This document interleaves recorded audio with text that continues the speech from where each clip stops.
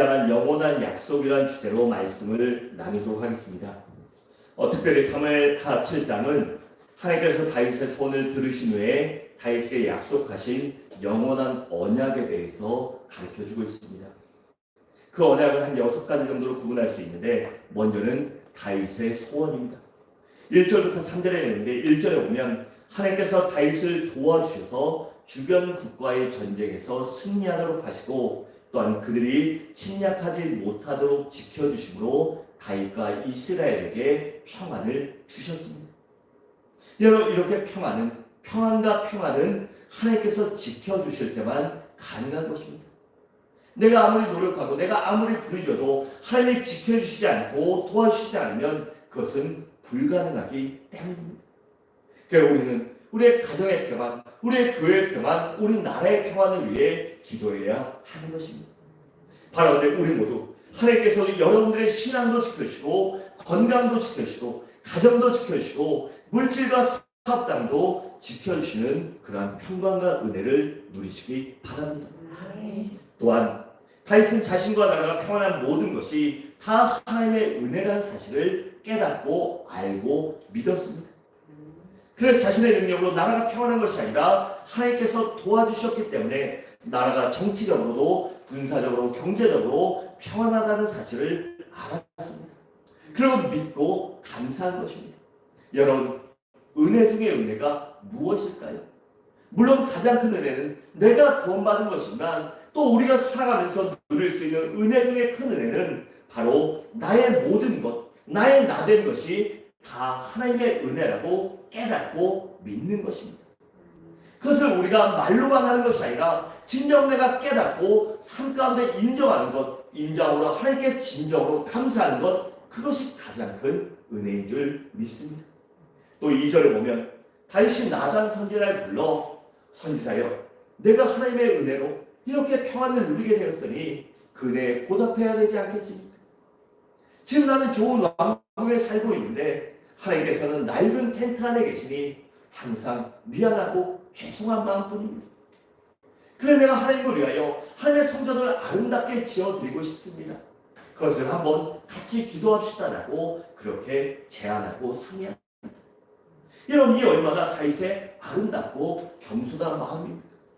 우리는 이 말씀을 통해 다윗이 하나님을 생각하고 사랑하는 마음, 그리고 자기가 왕이라고 독단적으로 자기 마음대로 막 하는 것이 아니라 그 모든 것을 행할 때 주의 종과 상의에 대해 행하려고 하는 겸손한 태도를 알 수 있습니다.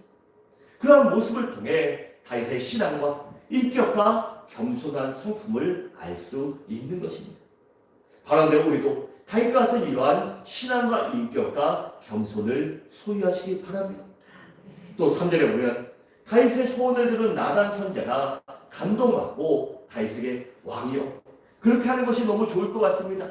왕은 어떻게 일도 잘하고 열심히 하더니 이렇게 기특한 생각만 합니까? 라고 이 뒤에만은 제가 붙인 건데, 그런 마음으로 다윗왕을 칭찬하고 하나님이 기뻐하실 것이라고 답합니다.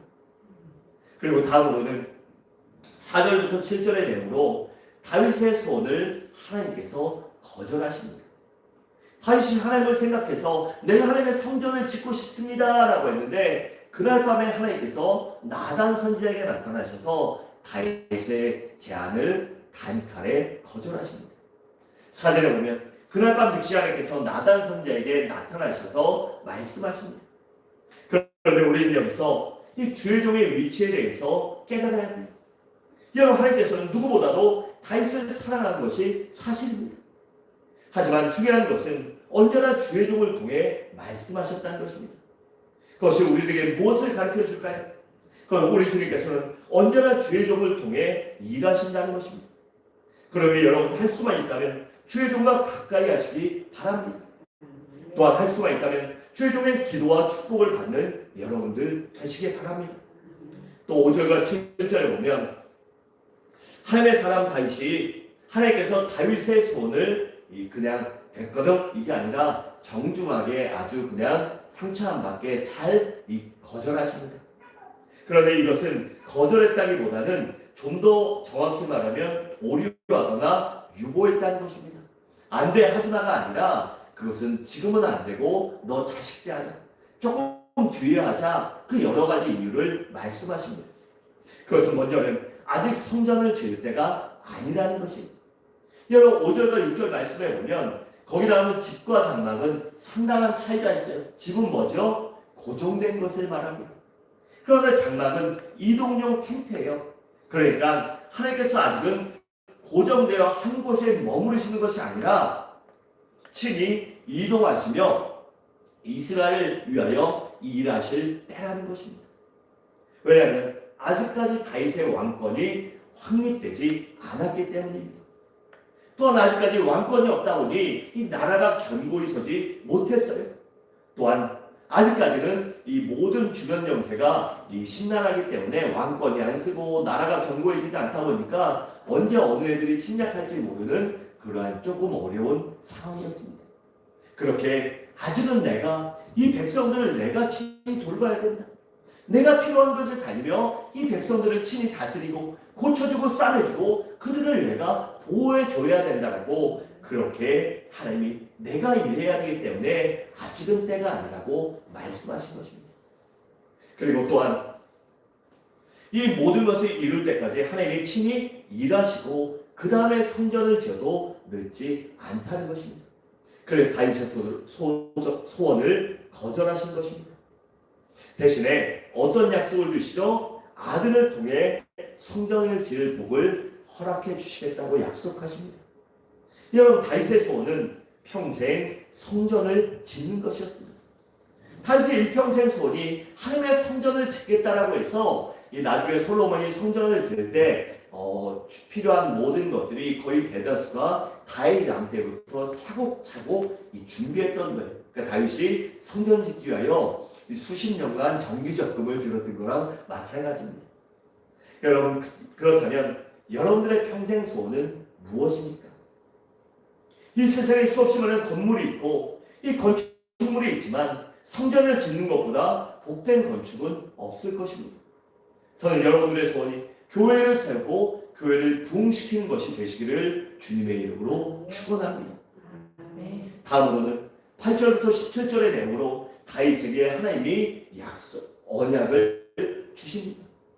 여러분 하나님께서는 다윗의 소원을 여러 가지 이유 때문에 거절하셨지만 다윗의 신앙과 마음은 받으시고 감동하셨어요. 아유 기특한 내 자식. 아유 내 사랑받는. 넌 정말 내 사랑받을 만하구나.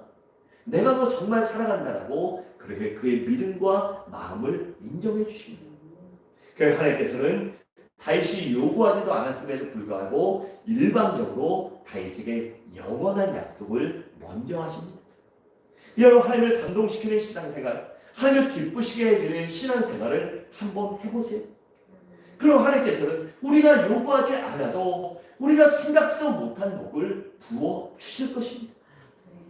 그래서 그러한 은혜를 받기 원한다면 먼저 하나님을 감동시키는 사람, 하나님과 올바른 관계의 사람, 하나님을 사랑하는 사람이 되어야 하는 것입니다. 그렇다면 하나님께서 다윗에게 하신 영원한 약속은 무엇일까요? 먼저는 다윗의 이름을 존귀케 만들어 주시겠다는 것입니다. 그것이 바로 8절과 9절인데 8절에 보면 다윗을 뭐라고 부르죠? 내 종이라고 부르십니다. 여러분 하나님께서는 그 정도로 다윗을 자랑스럽게 여겼습니다.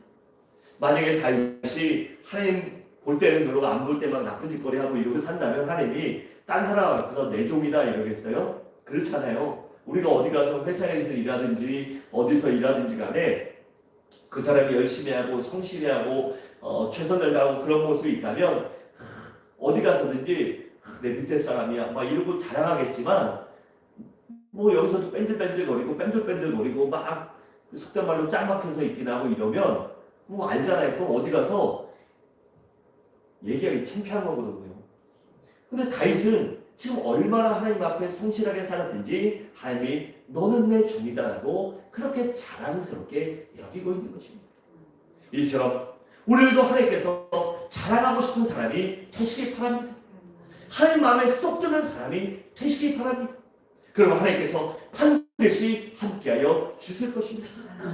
여러분 다윗은 평범한 가정의 막내 아들로 태어나 들에서 양을 치던 목동이었어요. 그런데 그 소년의 때에 하나님이 갑자기 그를 택하여 불러주셔서 한나라의 왕으로 기름 부어 세워주십니다. 그리고 그의 어떤 전쟁을 만나든지 어떤 상대를 만나든지 그가 믿음으로 여호와의 이름으로 나가 싸우기만 하면 반드시 승리하도록 도와주셨습니다. 그리고 또한 앞으로도 지금까지도 승리케 하시지만 앞으로도 계속해서 승리하고 형통하고 성공적인 인생을 살도록 도와주시겠다고 약속합니다. 그래서 이 세상에서 가장 존귀한 사람 중 하나가 되도록 만들어 주시겠다고 하고 있는 거예요. 여러분, 그러니 이보다 놀라운 축복이 어디 있겠습니까? 여러분, 사람이 자기의 노력만 가지고 훌륭한 사람이 되는 것이 아닙니다.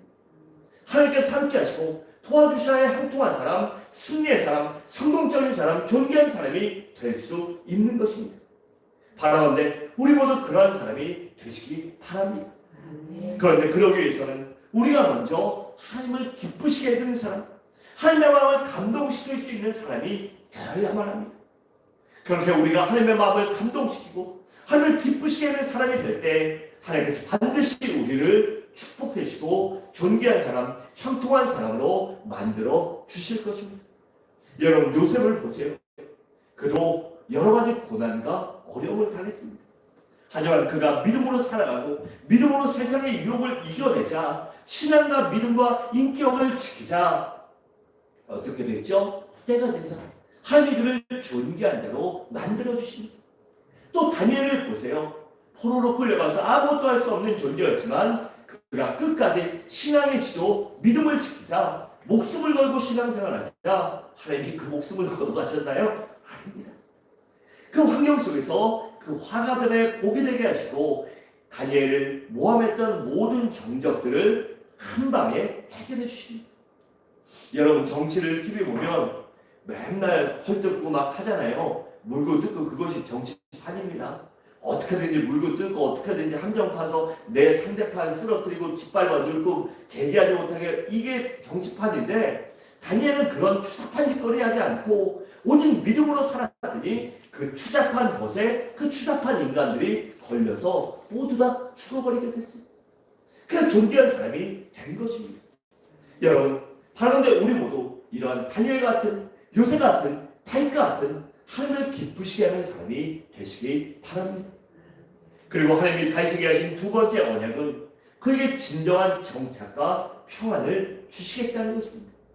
그러니까 가나안 땅을 지금 점령해왔고 아직도 정복하지 못한 곳들이 많이 있지만 너희가 내 말대로 살고 나와 함께 한다면 이 땅을 영원히 주시겠다는 것입니다. 그리고 이스라엘 괴롭히는 대적들을 물리쳐서 이스라엘에 진정한 참된 평화를 주시겠다고 약속하십니다. 여러분, 우리 인생의 방황과 어려움을 먹게 하시는 분도 하나님밖에 없습니다. 그럼 하나님이 나를 심고 내 가정을 심고 내 직장을 심고 내 사업장을 심고 지켜주셔야 견고할 수 있고 방황을 멈출 수 있는 것입니다. 그리고 하나님께서 지켜주셔야만 그 평안한 삶을 누리는 삶을 살아갈 수 있는 것입니다. 또한 다음의 약속은 다윗의 집을 견고히 세워주시겠다는 것입니다. 그 11절부터 16절의 내용인데 여기서 집이란 건물을 말하는 것이 아니라 후손이나 이 가문이나 가게나 왕조를 말하는 것입니다. 그러니까 다윗의 집안을 영원히 견고히 세워주시겠다는 것은 그의 혈통을 영원히 보존해 주시겠다는 것입니다. 또한 다윗의 육적인 혈통뿐 아니라 신앙의 혈통까지도 영원히 보존해 주시겠다는 것입니다. 또한 다윗의 왕조도 영원히 보존해 주시겠다는 것입니다. 여러분, 하나님께서는 여기서 영원히를 3번씩이나 그리고 견고케 하리라도 3번씩이나 말씀하셨습니다. 그러니 이보다 더 확실한 약속이 어디 있겠습니까? 그래서 다윗의 후손이 유대의 왕이 되고 결국은 메시아이신 예수 그리스도께서 다윗의 후손으로 이 땅에 오셔서 만왕의 왕, 만주의 주, 영원한 왕이 되신 것입니다. 여러분, 하나님께서 다윗에게 약속하신 것을 반드시 이루기 위해서는 끊임없이 내가를 말씀하셨어요. 그러니까 하나님이 직접 그렇게 도와주시겠다는 것입니다. 바란데 우리들도 이 자리에 있는 우리 성도님들 모두 주님 오실 때까지 신앙의 대가 이어지시길 바랍니다. 또한 육신의 혈통의 대도 이어지시기 바랍니다. 그리고 또한 주님께서 견고히 세워주시기를 주님의 이름으로 축원합니다. 또한 다음으로는 이 오늘 언약의 이 네 번째 내용은 18절에서 29절의 내용으로 다윗의 감사와 찬양과 기도입니다. 18절에 보면 다윗이 나간 선지자를 통해 하나님의 언약의 말씀을 듣고는 너무나 감격스러워 즉시 하나님의 장막으로 찾아가 엎드려 감사를 드렸습니다. 일반 사람 같으면 어땠을까요? 내가 그거 한다는데 그 한두 푼 드는 것도 아니고 내가 지금 왕권도 이렇고 갖고 있는 것도 없는데 한다고 그러는데 거절해 하나님? 이러지 않습니다. 다윗은 그 거절하셨어도 그 이유를 듣고 또한 그 거절하셨지만 그럼에도 불구하고 그의 왕위를 견고케 해주신다는 하나님의 말씀을 듣고 그는 기뻐하고 감사했습니다. 여러분 또한 이처럼 우리도 기쁜 일이 있을 때 아니면 슬픈 일이 있든 무슨 일이 있든지 간에 꼭 하나님의 집인 교회에 나오시길 바랍니다. 그냥 아버지 집에와 아버지께 감사하고 또한 아뢰고 또한 슬프고 어려운 일이 있다면 부르짖는 여러분들 되시길 바랍니다. 여러분 그것이 바로 신앙이기 때문입니다. 무슨 일이 있든지 아버지를 찾는 것, 하나님을 찾는 것, 우리 주님을 찾는 것, 주께 나와 부르짖는 것, 감사하는 것, 그것이 바로 신앙이기 때문입니다. 그리고 또한 다윗이 하나님께 나와 성전에 나와 이렇게 얘기해요. 여호와여 내가 누구이며 내 집이 무엇이간데 저에게 이렇게 하셨나이까라고 합니다. 그러니까 이 말을 조금 풀어서 설명하다 보면 하나님이여 나는 비천한 사람입니다. 하나님이 이렇게 축복해주고 이렇게 나에게 영원한 언약을 주실 만큼 나는 좋은 사람이 못 돼요. 그리고 우리 집안도 별 볼 일 없고 그런 대단히 어디 하나 내세울 것도 없는 집안이고 사람인데 심히 비천한 사람인데 하나님이 이렇게 내가 감당할 수 없는 축복을 주시니 내가 그 은혜를 무엇으로 갚을 수 있겠습니까? 내가 도저히 그 은혜를 갚을 수 없으니 내가 할 수 있는 만큼 하나님께 감사하고 하나님께 찬양하고 하나님께 영광을 돌리는 그 일만이라도 내가 최선을 다해서 하겠습니다 라고 그렇게 고백합니다. 또 19절과 21절에 보면 다윗은 더 이상 아무 말 할 것이 없었습니다. 왜냐하면 하나님께서 그가 감당하지 못할 은혜를 주셨기 때문입니다. 우리가 살다 보면 오늘 여기 그릇이 있는데 제가 여기 그릇이 두 개가 있잖아요. 두 개가 있어요.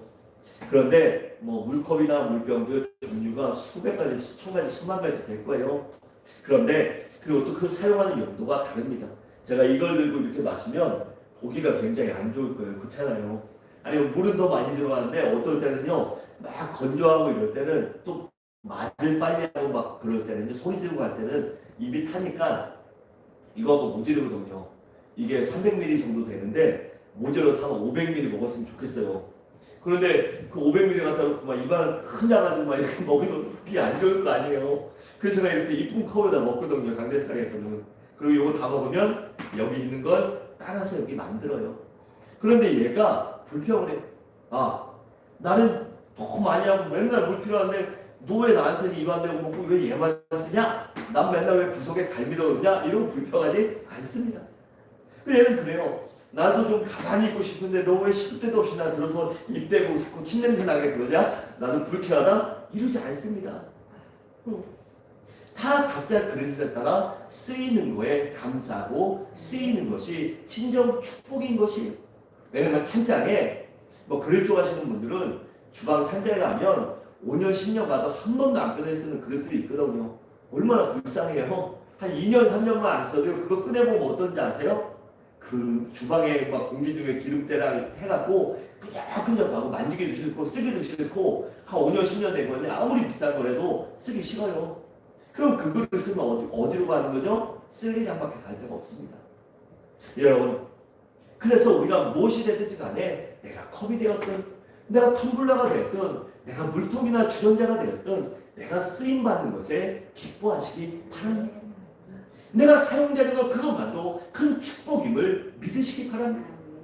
그러니까 우리는 결코 다른 그릇과 비교할 필요가 없습니다. 여러분, 하나님께서는 우리의 능력과 용량을 아십니다. 그리고 능력과 용량에 따라 은혜와 축복을 부어주셔요.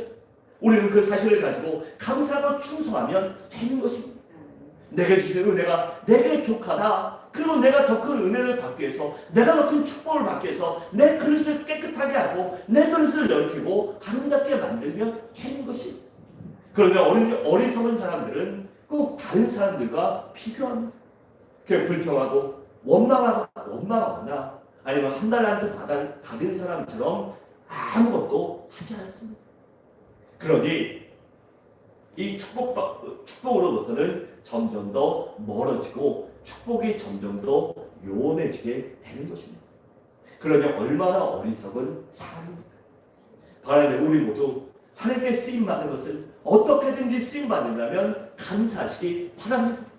또한 내가 하나님께 더 자주, 더 아름답게, 더 기쁨으로 쓰임받기 위하여 나를 정결하고 성결하게 구분하며 내 그릇을 깨끗하고 정결한 그릇, 하나님이 쓰실 때 언제든지 주께 사용될 수 있는 아름다운 그릇으로 준비하시기 바랍니다.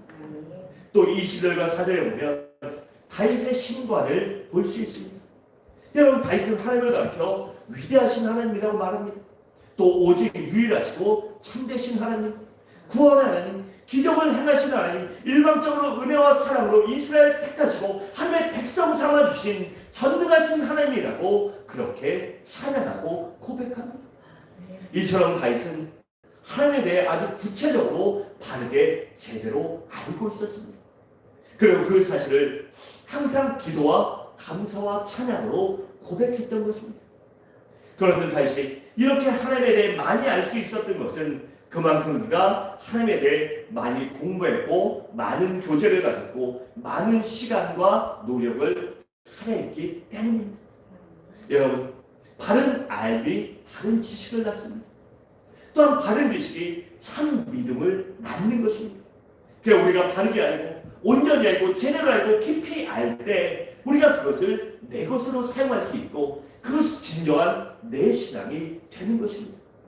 그러게 우리는 말씀을 많이 알아야 하고 또한 구체적으로 깊이도 알 줄 알아야 합니다. 그냥 수박 번탁개식으로 목사님이 많이 안 했으니까 그냥 성경 막 속독으로 막 10독 20독 한다고 중요한 게 아니에요. 여러분, 하면서 저도 성경을 많이 읽으려고 많이 눈으로 보는데 운전할 때나 뭐 부사역제 때도 운전할 시간이 많거든요. 그래서 뭐 새벽 차량부터 해서 주중에 운전하는 시간도 많고 성도님들이랑 어디 장거리 가고 뭐 이럴 때도 그 시간에 그냥 교제할 수 있는 시간도 있는데 좀 비관적으로 얘기하시거나 아니면 험담하는 분들이랑 있으면 그 시간이 너무 아까운 시간이에요, 저한테는. 그래서 그런 시간에 좀 유용하게 해보자라고 해서 성경 통독 어플을 핸드폰에 다운받아가지고 막 들었어요. 운전하면서 아니면 그 쉬는 시간 다닐 때 걸어 다닐 때도 항상 그거 듣고 다녔는데 어느 순간 듣다 보니까 속도가 안 나가서 이런 걸 했어요. 대초 하나님 천지를 창조하시는 하나님의 첫째 나야 이렇게 이 정도 속도로 거의 이거 눈 한 번 깜짝하면 놓칠 정도로 막 그렇게 성경을 하는 어플이 있거든요. 그러면 석 달 정도는 성경 일독을 듣기로만 하거든요. 매 순간 듣는 게 아니라 그래 운전하고 짬내서만 들어도 석 달이면 한 번을 들을 수 있어요. 근데 그렇게 한 10번 들어도 이게 깊이가 없는 거예요. 그래서 듣는 건데 좀 제대로 읽고 묵상해야 되겠다, 암송해야 되겠다, 그리고 차근히 앉아서 이렇게 읽고 기도하는 게 더 중요하겠다, 이런 걸 깨달았어요. 우리가 성경을 알 때 바르게 깊이 하는 게 정말 중요합니다. 그러면 그 말씀이 내 것이 될 수 있고 그것을 우리가 사용할 수 있기 때문입니다. 그래서 우리가 성경을 하나님의 말씀을 많이 공부해야 되고 읽을 줄 알고 또 묵상해야 되고 암송할 줄 알아야 합니다. 또 24절과 9절에 보면 그 말씀을 요약하면 다윗이 하나님께 기도하는 거예요. 하나님, 제가 부탁이 있어요. 하나님께서 저에게 이 엄청난 축복을 주셨는데 약속하셨는데 그 축복의 약속을 제가 감당할 수 없다고 했지만 꼭 지켜주십시오. 감당하지 못하더라도 저에게 꼭 주십시오. 제가 받고 죽더라도 받겠습니다. 하나님이 부어주시면 받겠습니다. 라고 그가 고백합니다. 그러면서 하나님, 저도 일생 동안 하나님께 영광 돌리며 하나님만을 자랑하며 살겠습니다. 그러니 다시 한번 부탁드리니 주의 은혜로 종의 집이 영원히 복을 받게 해주십시오. 그 약속을 꼭 지켜주십시오라고 그렇게 기도했습니다. 여러분, 다윗은 기도할 때도 하나님의 약속의 말씀을 붙들고 기도했습니다. 그래, 우리들도 기도할 때 무턱대고 기도하는 것이 아니라 하나님의 약속의 말씀을 붙들고 기도하시기 바랍니다. 사랑하는 성도로 말씀을 마치도록 하겠습니다. 우리 모두 오직 하나님 중심으로 살려는 신앙을 소유하시기 바랍니다. 또한 다윗처럼 오직 말씀을 따라 살려고 하는 신앙, 예배드리기를 즐겨하는 신앙인이 되시기 바랍니다. 또한 항상 하나님의 은혜에 감사하고 보답할 줄 아는 신앙, 또한 하나님이 기뻐하신 일이라면 무엇이라도 하겠다는 그러한 다윗과 같은 진정한 신앙인이 되시기 바랍니다. 그리하여 하나님을 감동시키는 신앙이 되어 다윗과 같은 엄청난 축복과 사랑을 누리는 그것을 누리고 대대손손 그것을 우리의 은혜를 내려보낼 수 있는, 흘려보낼 수 있는 그런 믿음의 사람들이 되시기를 주님의 이름으로 축원합니다.